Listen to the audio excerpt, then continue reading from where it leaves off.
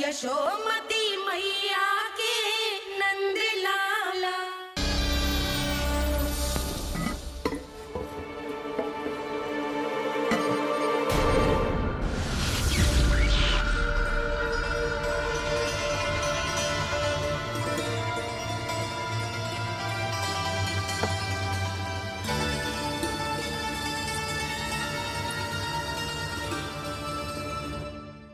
मुझे आदेश देने का साहस भी कैसे किया तूने?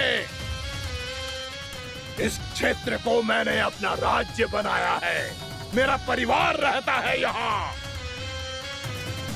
और तू मुझे यहाँ से जाने के लिए कह रहा है?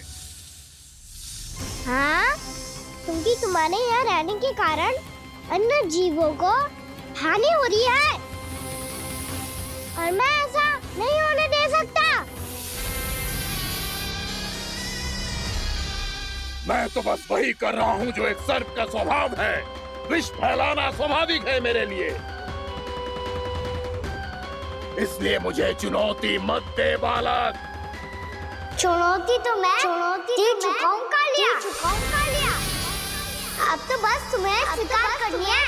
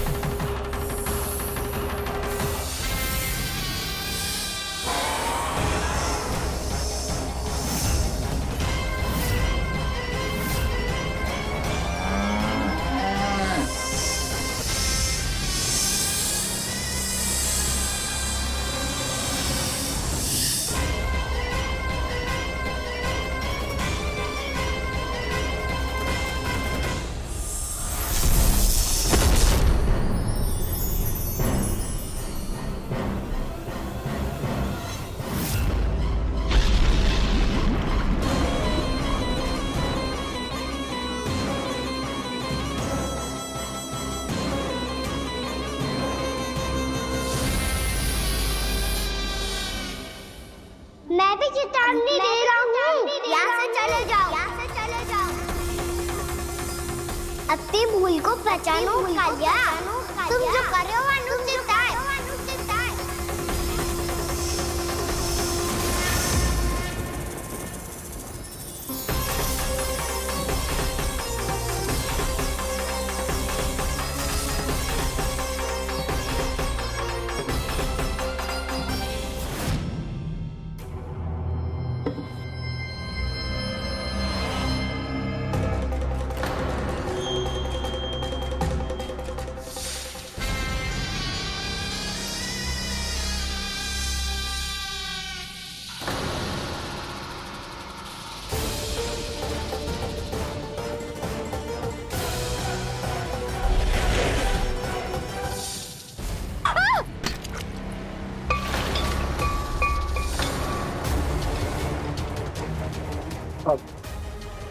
मैं आता हूँ।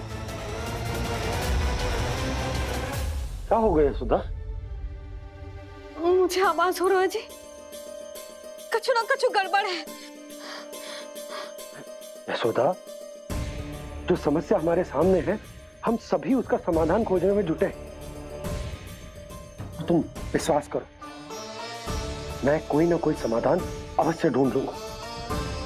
हम कैसे भी करके वो कमल के पुष्प उस कंस तक पहुंचा देंगे। नाना, समस्या उससे कहीं अधिक है, उससे कहीं अधिक बड़ी, उससे कहीं अधिक भयानक है।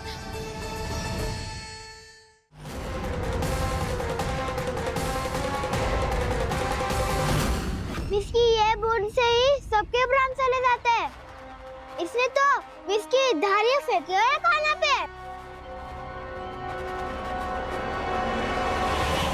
कान्हा कैसे बच्चे को अधिक विष से? इसका विष तो क्या, ये सर स्वयं भी छू तक नहीं पाएगा हमारे कान्हा को।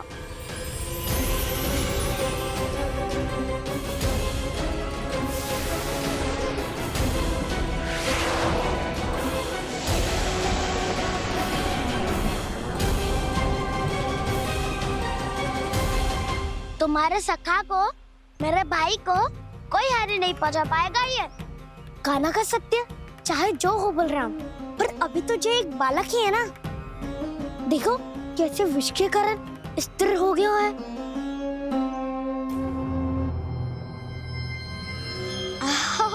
हाउ सर्फ ने कितनी आसानी से अपनी पूंछ से बांध लिया है। मुझे यहाँ से भगाना चाहता था ना तू? अब मैं तुझे दिखाऊंगा अपना सामर्थ्य। ये मूर्ख किसे बांधना चाहता है अपनी पूंछ में? उन्हें जिनका विस्तार सारे ब्रह्मांड में है, या उन्हें जो स्वयं अनंत है? पर देवराज, प्रभु ऐसा करने ही क्यों दे रहे हैं कालिया को? आप सब भूल रहे हैं देवगण। कालिया पूर्व जन्म में प्रभु का बहुत बड़ा भक्त था।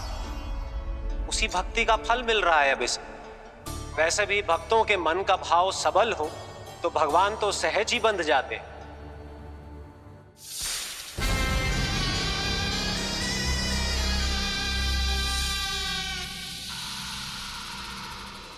बलराम, तुमने ही तो कही थी कान्हा को कछु ना होगो।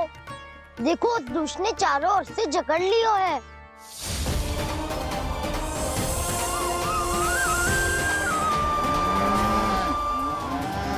ये क्या कह रही हो तुम? जसोदा जी क्या हुआ? घबरा क्यों रही हो आप? सुलोचना, मुझे आभास हो रहा है कुछ बहुत बड़ी अनहोनी हो गई है। नंदराज, नंदराज, नंदराज!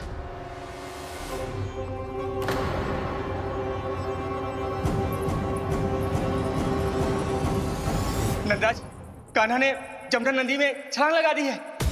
कान्हा ने जमदग्नि नदी में छलांग लगा दी है। कान्हा ने जमदग्नि नदी में छलांग लगा दी है। कान्हा जमुना में कूद गया है। मुझे लगा था आज कुछ गड़बड़ होने वाली है। मुझे आज कान्हा को ना जाने देना चाहिए था।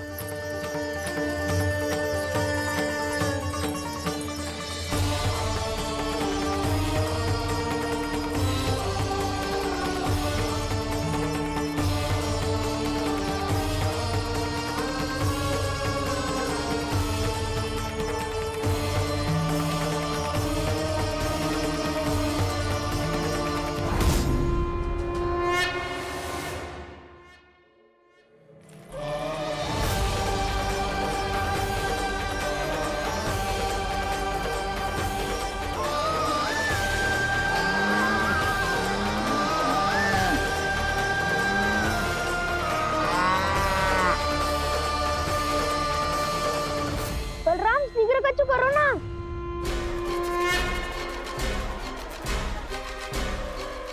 कछु भी करो पर कान्हा को बचाओ। नाग बहुत भयंकर है। कान्हा अकेले ना संभाल पाएगा इसे।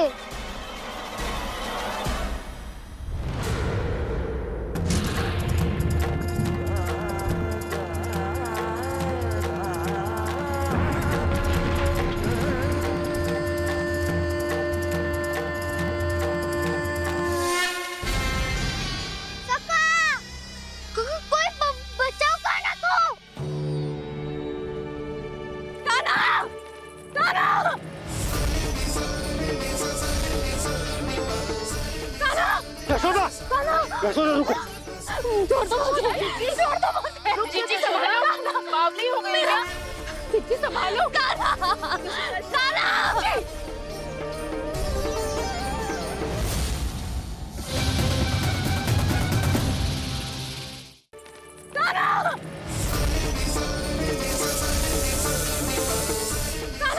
यशोदा, यशोदा रुको। छोड़ दो मुझे, छोड़ दो मुझे। जीजी संभालो, बावली हो गई ना। जीजी संभालो। कान्हा, कान्हा।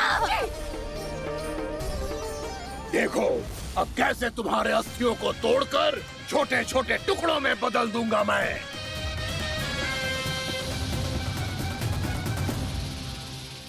जी आप जाओगी तो आप भी फंस जाओगी। अपने लल्ला के लिए मैं किसी भी संकट का सामना करने के लिए तैयार हूँ। छोड़ो ना जशोदा, हमें कोई और उपाय खोजना पड़ेगा। कोई और उपाय? आप देख ना रही मेरा कान्हा किस दशा में है। कान्हा, भैया के वश में नहीं है, नहीं तो ये अपने लल्ला के लिए साक्षात काल का भी सामना कर ले। ये तो केवल कालिया नाग है। हे नागराज, आप मेरे प्राण ले लो, पर कान्हा को छोड़ दो। ना नागराज, आप मेरे प्राण ले लो, मैं विरोध भी ना करूंगी। ना नागराज, आप मुझे मार दो, पर मेरे कान्हा को छोड़ दो। नाना, नाना, नागराज, मेरे प्राण ले लो, हमारे कान्हा से क्या शत्रुता है आपकी? प्रभु के लिए जो प्रेम यशोदा मैया के हृदय में है, वही इन सभी गोपियों के हृदय में भी है।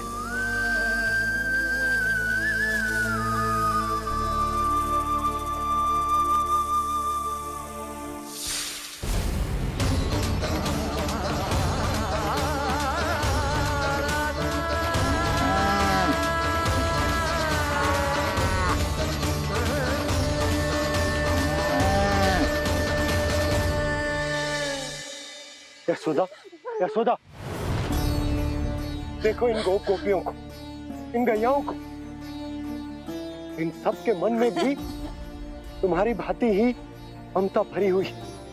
वो सब भी कान्हा से उतना ही प्रेम और स्नेह करती है, उतनी ही ममता से भरी हुई है जितनी कि तुम।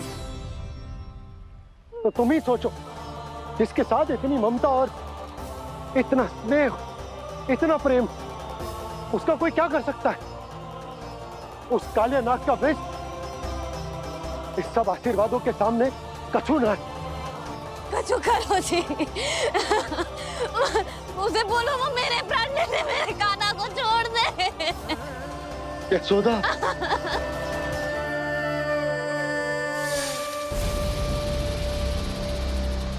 केवल इन्हीं में नहीं देवराज, नाग पत्नियों के हृदय में भी ममता का वही प्रेम उमड़ रहा है।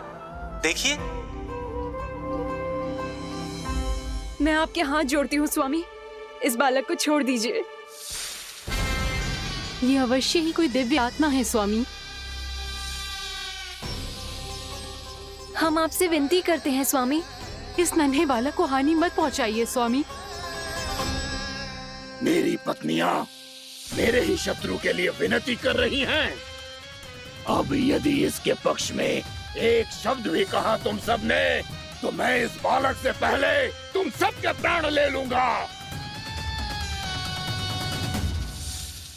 हो रहा प्रसन्न नाग कालिया, विजय को निश्चित जान।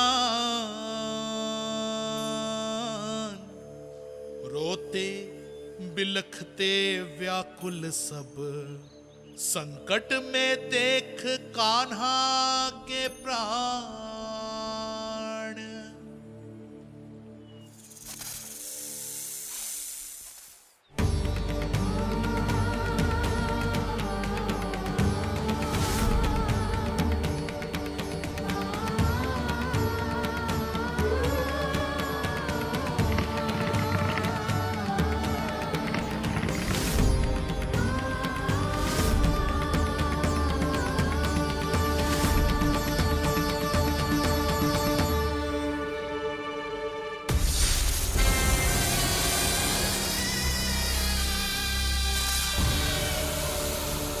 कुछ करो जी, मेरे लल्ला को बचा लो, कोई तो कुछ करो।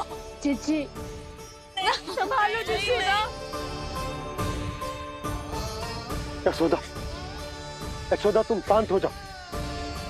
मैं कान्हा को वापस लेकर आऊंगा। मैं रक्षा करूंगा उसकी। ना नंदराज, नंदराज, नहीं। कम से कम आप तो समझो नंदराज, कालिया के पास आप जाओगे तो आप भी फंस जाओगे।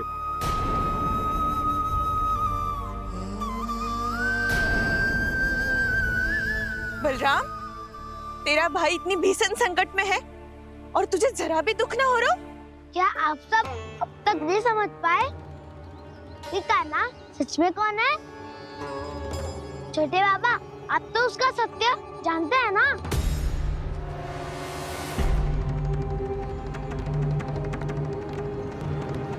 मानता हूँ कि आप सब कान्हा के रहस्य के बारे में नहीं जानते, पर क्या उसके जन्म से आज तक घटी एक से बढ़कर एक विचित्र घटनाओं को भी भूल गए हैं आप सब।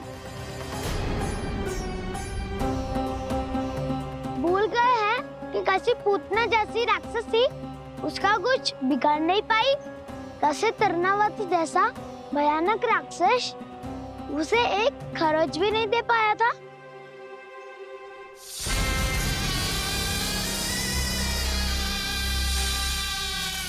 आप सबने अपनी आंखों से देखा था ना, बकासुर से कान्हा की रक्षा करने देवता स्वयं आए थे।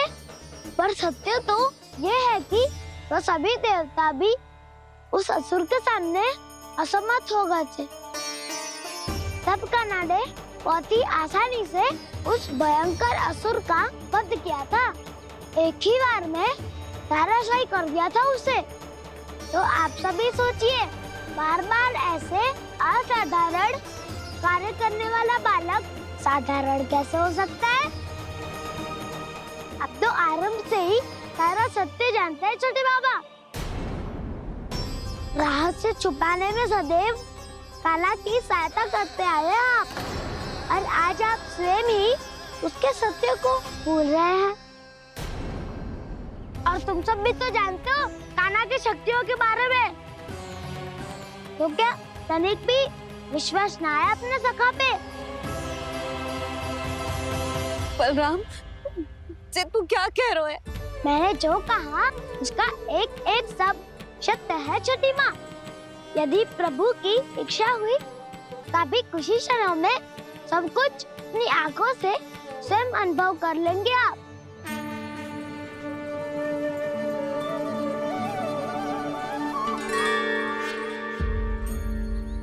शांताकारं भुजगशयनं पद्मनाभं सुरेशं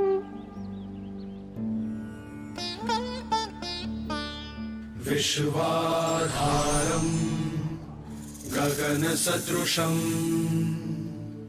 मेघवर्णं शुभांगं लक्ष्मीकान्तं कमलनयनं योगी वीरध्यानगम्यं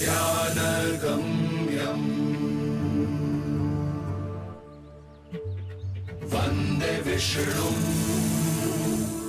भवभयहरं सर्वलोकैकनाथम्।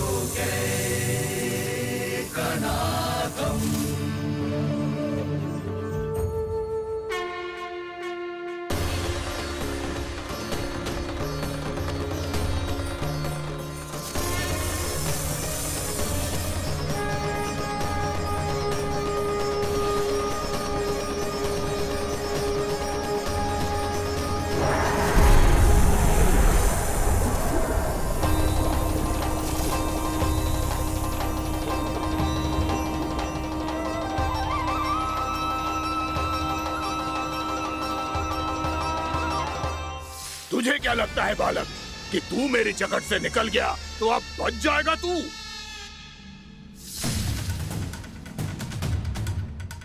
मेरे विष से अपनी प्राण रक्षा करने में सफल रहा, मेरी जकड़ से भी छूट गया, पर मेरे दंश से नहीं बच पाएगा।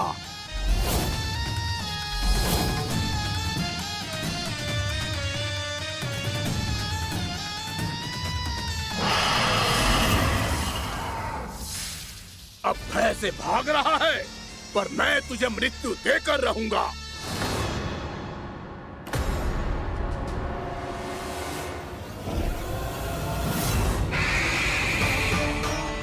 कान्हा!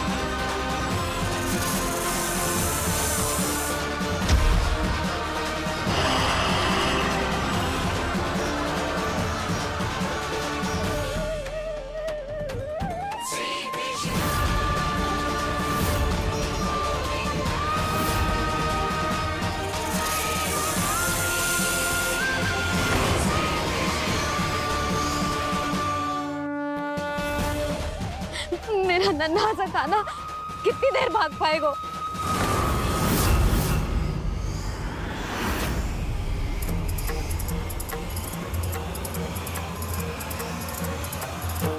और कितनी प्रतीक्षा करोगे मेरी भक्त कालिया?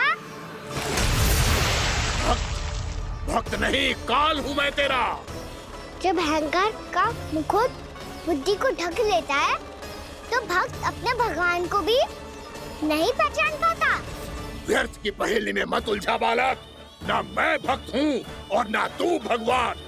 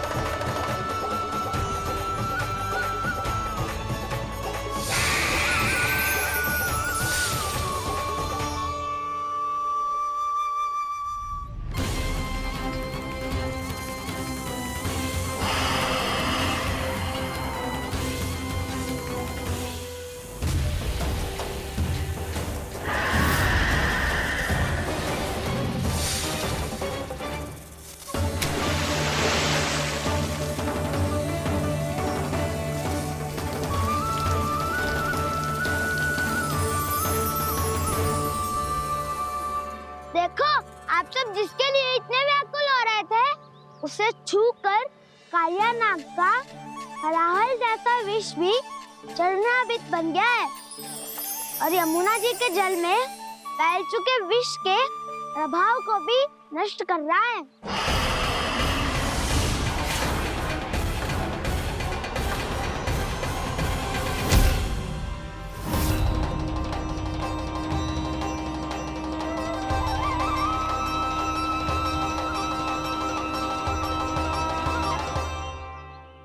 धर्म रक्षक, अधर्म विनाशक प्रभु श्री कृष्ण का कौशल सचमुच अद्वितीय है। नारायण नारायण।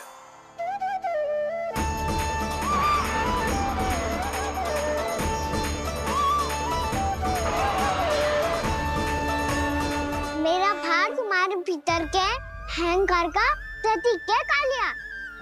अब तुम्हारा अहंकार, तुम्हारा अनपान मेरे पाँव के नीचे है और तुम्हारी पूंछ अर्थात तुम्हारे प्राण मेरे हाथ में। अब तुम क्या करोगे भक्त?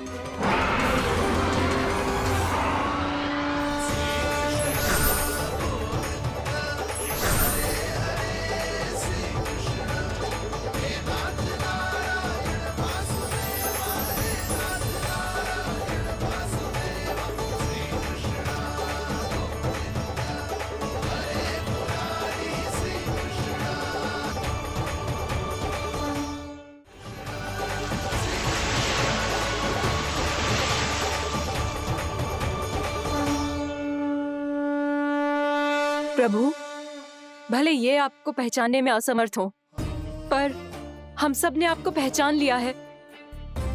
हाँ प्रभु, एक भक्त होने के नाते और एक अर्धांगिनी और माँ होने के नाते मैं आपसे इनके प्राणों की भिक्षा मांगती हूँ। अपनी कृपा दिखाइए और इन्हें क्षमा कर दीजिए। आपके लिए मित्र और शत्रु में कोई अंतर नहीं प्रभु। उसी तरह आपकी कृपा और दंड में भी कोई अंतर नहीं। दोनों दया ही तो हैं, अकारण ही किसी को प्राप्त नहीं होती। हमें विश्वास है कि हमारे पति को मिला ये दंड कोई अभिशाप नहीं है, आपका वरदान है। ये सत्य है प्रभु कि इनसे बहुत से पाप हुए हैं। इनके विष से बहुत सारे जीव जंतु को हानि पहुंची है, पर अब आपके चरण इनके शीश पर पड़ गए हैं। ऐसी कृपा तो बड़े बड़े महान महात्माओं को भी दुर्लभ है, और इन्हें प्राप्त हुआ तो अवश्य ही ये किसी महान पुण्य का ही फल है। हे प्रभु, उन्हीं पुण्य कर्मों की शक्ति का आह्वान कर मैं आपसे विनती करती हूँ, इन्हें प्राण दान दीजिए। मैं अपने इस भक्त को क्षमा अवश्य करूंगी देवियों, यदि ये अपने अहंकार को त्याग कर मुझे पहचान ले तो।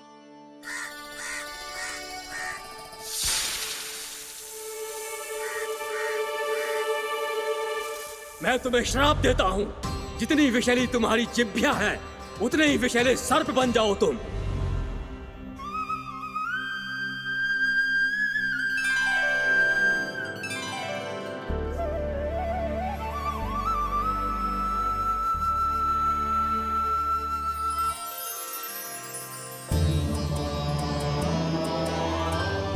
नारायण, मुझे क्षमा कीजिए नारायण। मैं तो आपका परम भक्त था, किंतु मैं आपको पहचान नहीं सका। इसका दंड तो मुझे मिलना ही था, किंतु मैं अब प्रायश्चित करना चाहता हूं। इसके लिए यदि आप मेरे प्राण भी ले लेंगे तो भी मुझे कोई दुख नहीं होगा। मैं अपना जीवन, मृत्यु और अपना अस्तित्व सब कुछ आपको समर्पित करता हूं। तुम्हें तुम्हारी क्रोध के कारण श्राप मिला, जिसे विशाल सर्प के रूप में तुम्हारा जन्म हुआ, और सर्प का तो स्वभाव है विष फैलाना।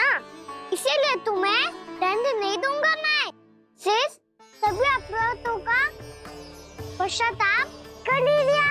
इसीलिए मैं तुम्हें क्षमा करता हूँ कालिया।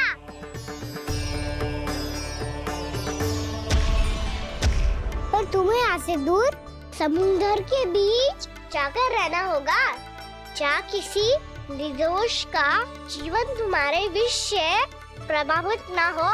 मैं चाहकर भी आपकी इस आज्ञा का पालन नहीं कर सकता।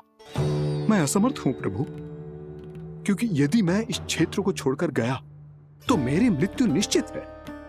आपसे क्या छुपा है प्रभु? आप तो जानते हैं कि सर्प जाति और आपके वाहन गरुड़ के बीच अनंत शत्रुता चल रही है, जिसका प्रारंभ नागों के द्वीप नागालय से हुआ था। उस द्वीप पर छोटे जीवों को निगल जाने के लिए सर्प थे, और गरुड़ को सर्पों का स्वाद बहुत प्रिय था, इसलिए वो बार बार नागद्वीप जाने लगा था। पर इस कारण पूरी सर्प जाति उससे आतंकित हो गई थी। इसलिए जब भी गरुड़ वहाँ पहुँचता तो सभी सर्प छिपने लगते। जब गरुड़ को इसका आभास हुआ तो उसे बड़ा क्रोध आया, और वो उत्तेजना में भरकर सर्पों का शिकार करने लगा। भूख ना होने पर भी उन्हें मारने लगा। अब सर्पों के प्राण हरना उसके लिए खेल बन गया था। इस भीषण समस्या का समाधान ढूंढने के लिए पूरी सर्प जाति महान सर्प वासुकी के सामने इकट्ठी हुई। हे महान वासुकी, हमारी सहायता कीजिए। नागद्वीप पर गरुड़ ने आतंक मचा दिया है। पहले तो वो हमें अपना भोजन बनाता था, लेकिन अब हम उसके खेल का साधन बन चुके हैं। भूख हो या ना हो, जब तब आकर वो हमारे प्राण हर लेता है। अनुचित हिंसा के इस प्रथा का आरंभ सर्पों ने ही किया है। पहले आप सबने पूरे द्वीप पर अधिकार कर लिया, फिर आहार के साथ साथ आनंद के लिए भी आप सभी ने निर्दोष जीवों की हत्या की। और जब सृष्टि का संतुलन बनाए रखने के लिए गरुड़ आपको अपना आहार बनाने आया, तो आप सब अपने प्राणों की रक्षा के लिए छिपने लगे। तो फिर गरुड़ का उत्तेजित होना तो स्वाभाविक ही था। नागनाथ, जो हमने अन्य जीवों के साथ किया वही अब हमारे साथ हो रहा है, परंतु ये भी तो सृष्टि के संतुलन के विरुद्ध ही है ना? अवश्य है, इसलिए मैं गरुड़ से चर्चा करूंगा। धन्यवाद प्रभु।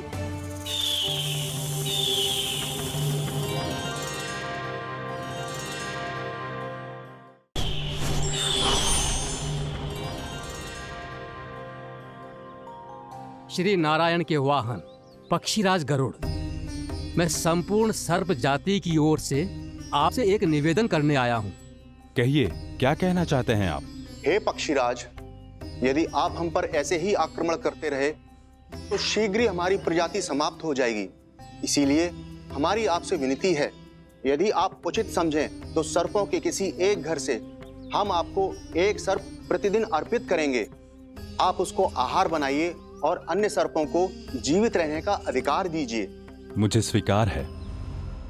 तब से प्रतिदिन किसी एक घर से एक सर्प गरुड़ के भोजन के लिए भेजा जाने लगा। समय के साथ मेरे घर की भी बारी आई, परंतु मैंने एक बहुत बड़ी भूल कर दी। समय आ गया है स्वामी, आज गरुड़ के आहार के लिए इसे चुना गया है। कौन है यह गरुड़ और क्यों दूं मैं इसे कोई भेंट?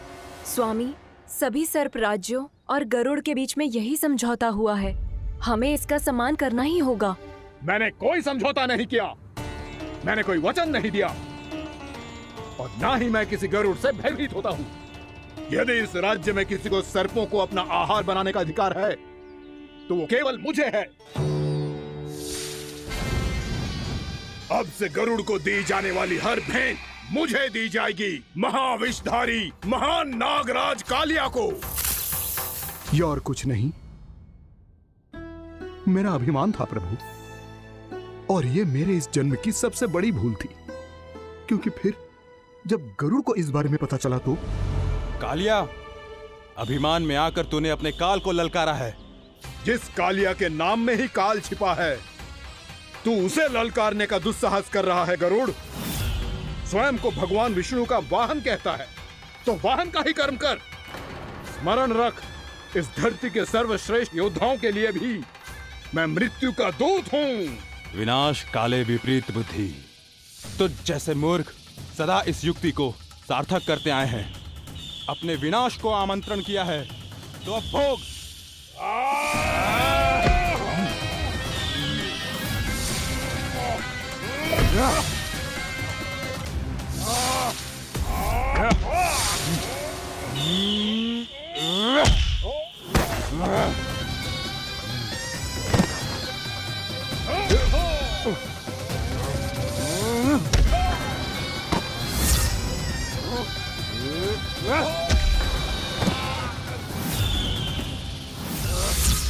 जिसने मेरा भोजन चुराने की धृष्टता की है वो इसी योग्य है।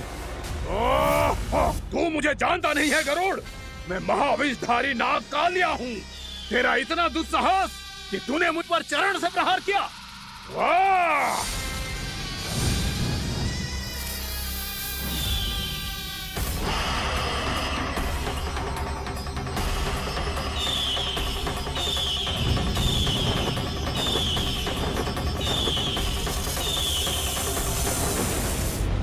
मैं अपने अभिमान में भूल गया था कि गरुड़ मुझसे कहीं अधिक शक्तिशाली है। इसलिए अपने प्राणों की रक्षा करने के लिए मैं एक स्थान से दूसरे स्थान भागने लगा। नदियां, पर्वत, यहां तक कि मैंने सागर भी लांघ डाला, पर मैं जहां भी जाता गरुड़ के रूप में मेरा काल वहीं आ जाता।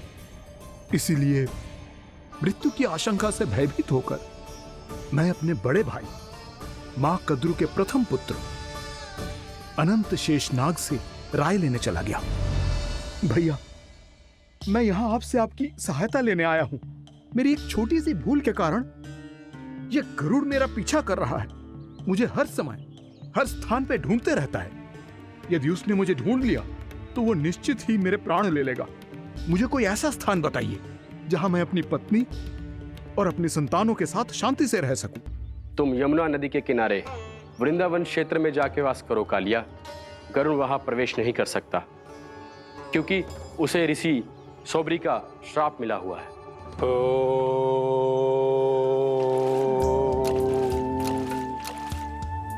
ध्यान और तपस्या का नित्य कर्म करते हुए ऋषि के मन में मछलियों के प्रति प्रेम भाव इतना बढ़ गया कि वो भूल गए सभी जीव खाद्य श्रृंखला का भाग होते हैं और मछलियां भी इस नियम की अपवाद नहीं है। उन्हें मछलियों की अटखेली इतनी अच्छी लगने लगी कि वो इस क्षेत्र के मछुआरों को भी मछली पकड़ने की अनुमति नहीं देते थे।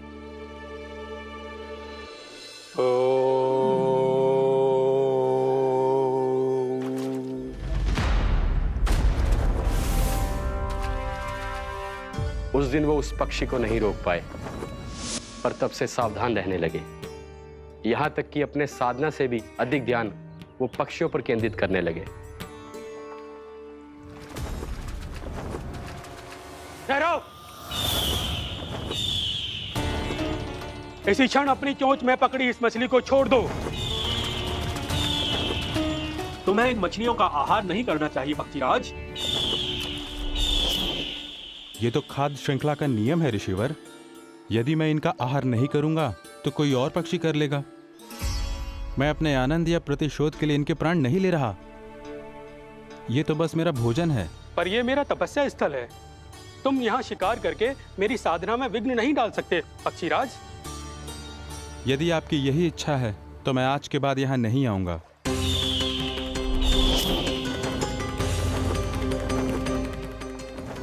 पर आज ये मछली मेरे आहार के रूप में पकड़ी जा चुकी है। मैं वचन देता हूँ ऋषिवर, इस स्थान पर यह मेरा अंतिम शिकार होगा।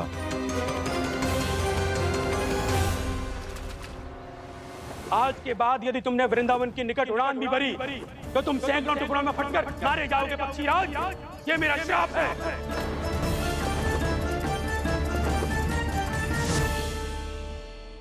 और इसीलिए भैया शेषनाग के सुझाव के अनुसार मैं यहां आ गया। पर अब यदि मैं कहीं और जाऊंगा तो मेरे प्राण नहीं बचेंगे प्रभु। निश्चिंत रहो कालिया, अब से गरुड़ तुम्हें कोई हानि नहीं पहुंचाएगा।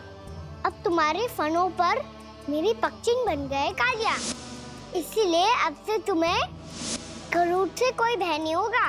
निश्चिंत होकर अपने परिवार के साथ गहरे समुद्र में चले जाओ और सुख से शांति से निवास करो। पर ध्यान रहे निर्दोष जीवों को हानि ना पहुंचे। आपने मुझे जीवन दान दे दिया प्रभु, इस उपकार से मैं कृतज्ञ हूँ प्रभु। आदेश दीजिए, मैं आपकी सेवा कैसे करूं? तुम्हारे जल क्षेत्र से 1 कोटि कमल पुष्पों को लेने की अनुमति दे दो कालिया। यही मेरी सेवा होगी। प्रभु, ये तो मेरा सौभाग्य होगा।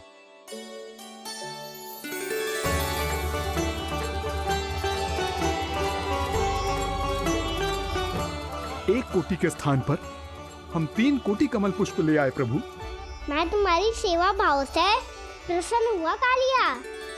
रमनक द्वीप पर चले जाओ ताकि तुम्हारे कारण फिर कभी किसी निर्दोष जीव को हानि ना पहुंचे और न ही तुम्हारा विष मेरे प्रिय यमुना नदी के जल को दूषित कर पाए। मैं तुम्हें आशीर्वाद देता हूँ। आज यहाँ मेरे द्वारा तुम्हें दिए गए इस आदेश का स्मरण जो भी भक्त करेगा और प्रातः काल और संध्या काल में इसका उच्चारण करेगा, उसे फिर कभी किसी संकट से कोई भय नहीं होगा। ये स्थान अब से काला कुंड के नाम से जाना जाएगा। यहाँ पर स्नान करने वाला और देवताओं को इस क्षेत्र से जल का अर्घ्य देकर प्रसन्न करने वाला भक्त यदि मेरा स्मरण करके पास रखेगा तो वो अपने सभी पापों से शीघ्र ही मुक्त हो जाएगा।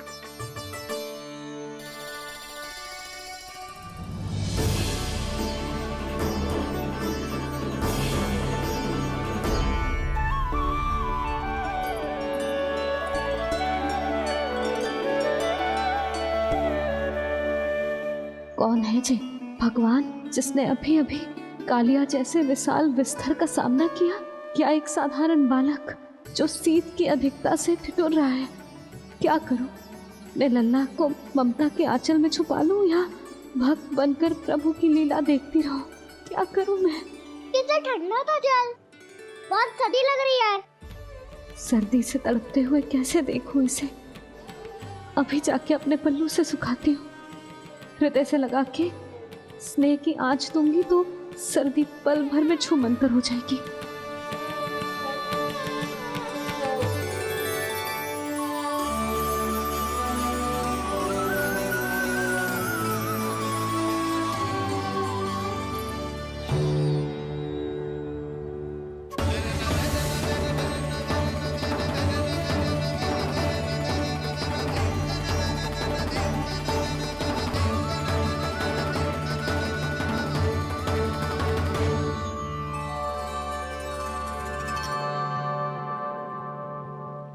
मेरी आवश्यकता ना है इसे।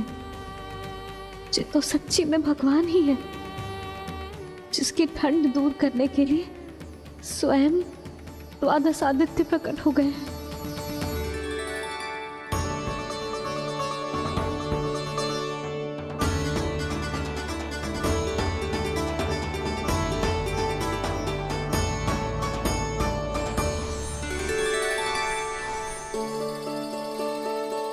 ये क्या किया आपने?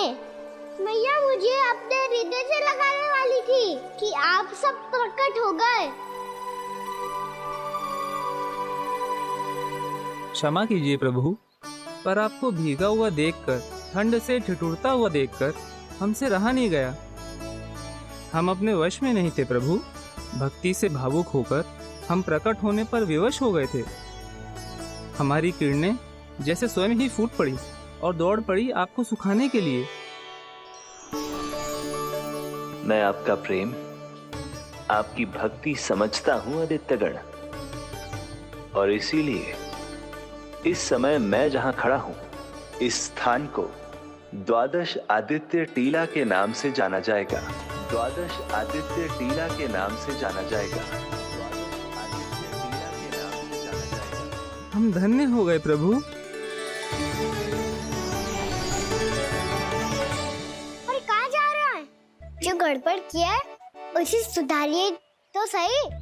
प्रभु आज्ञा दीजिए। अपना दाम इतना अधिक बढ़ा दीजिए कि मुझे स्वेद आने लगे, ताकि मैया मुझे स्वेद में लीला देख के और भूल जाए कि मैं ही भगवान हूँ, और मैया मुझे अपनी गोद में उठा के ले जाए।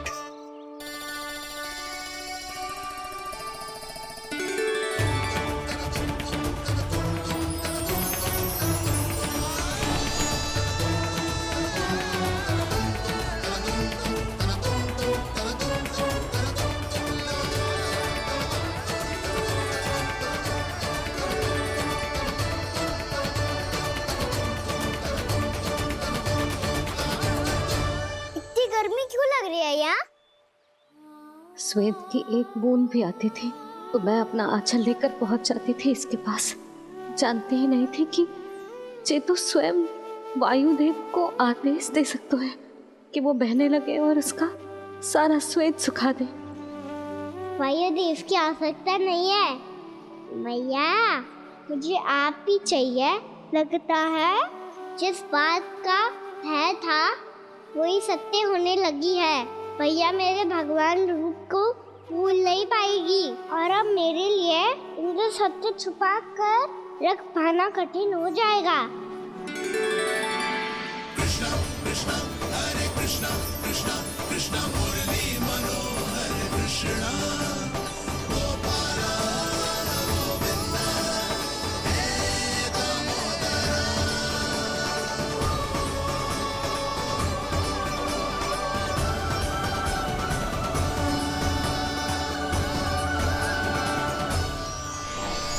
प्रभु, आपके श्वेत से बने इस प्रसंगदान सरोवर का प्रणाम स्वीकार कीजिए।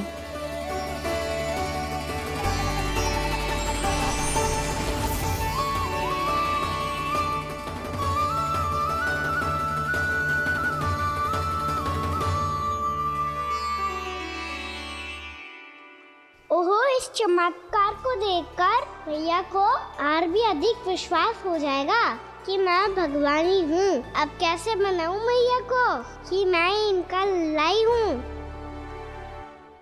बाबा है ना, अब तो यही सहायता करेंगे। श्री कृष्णा गोविंदा हरे हरे श्री कृष्णा गोविंदा हरे हरे श्री कृष्णा हरे मुरारी श्री कृष्णा श्री कृष्णा श्री कृष्णा।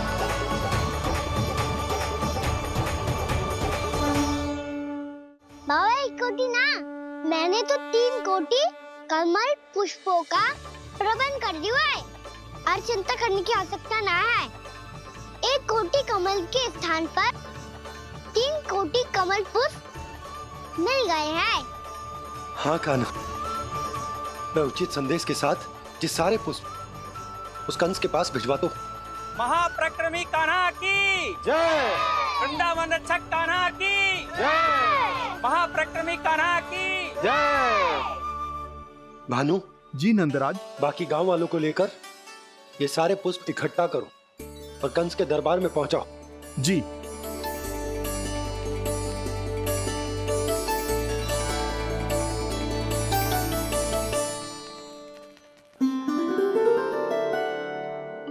मैया, कौन हो तुम? मुझे पता था मैया, जब आपको सत्य पता चलेगा तो आप मुझे मैया की तरह स्नेह ना कर पाओगी, इसलिए आज तक सत्य छुपाता आया हूँ, ताकि आपकी ममता, आपका प्रेम अनुभव करने का अवसर मिलता हुआ मुझे। और फिर आज को बताया था ना,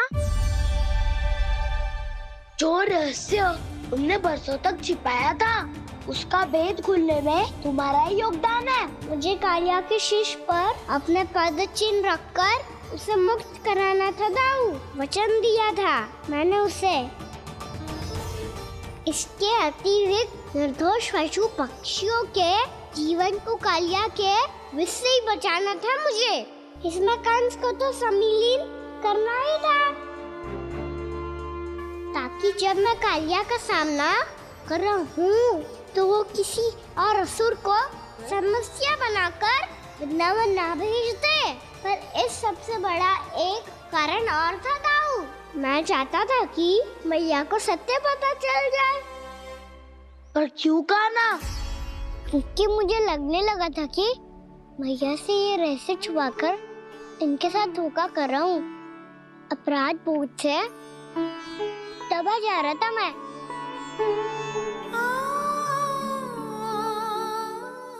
जो सत्य आपको, बाबा को, सभी को पता है, यहाँ तक कि मेरे सखा भी जानते हैं,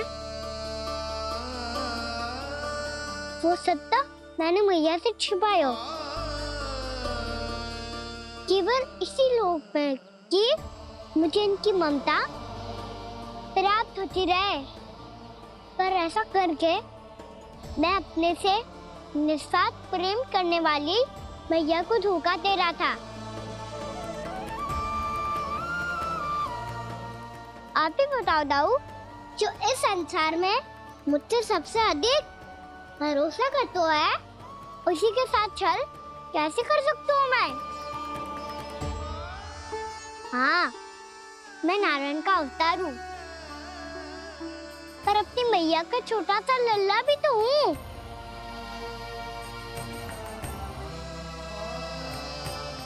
इसीलिए तो यमुना जी में छलांग लगाने का एक कारण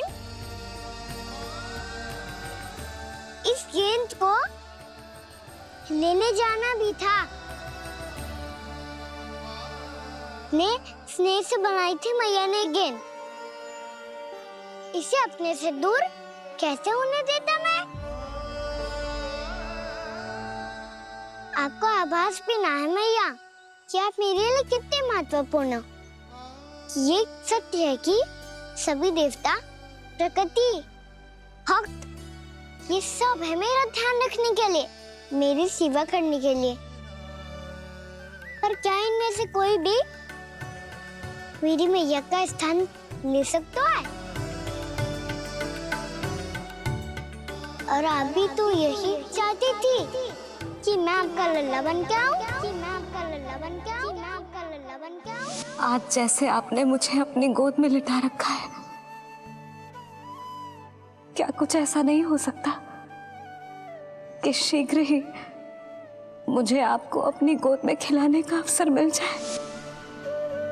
मैया, नारायण का अवतार होना क्या इतनी बड़ी समस्या है कि आप हृदय से भी ना लगा सकते? मैया,